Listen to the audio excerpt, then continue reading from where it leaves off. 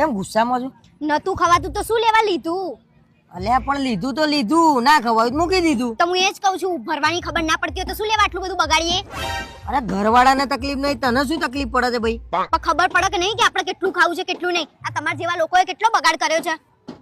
અલ્યા પણ ઘર માલિકે ખવડાવવા જ કર્યું તું, ના ખવાય મૂકી દે, ના ભાવે એ મૂકી દે. મને દાળ થોડી ફીક્કી લાગી, મેં ના ખાધી. બુદ્ધિ જેવું છે કે નહીં તમારામાં? આ માણસ કેટલી આખી જિંદગી મહેનત કરીને આ પ્રસંગ કરતો હોય અને તમે આવી રીતે બગાડો. અમે તો પ્રસંગ કર્યા જ નહીં ભાઈ. તમે કયા પ્રસંગ કર્યા છે? ખાલી લોકો નામ ખાધું જ છે તમે, એટલે તમને ખબર ના પડે.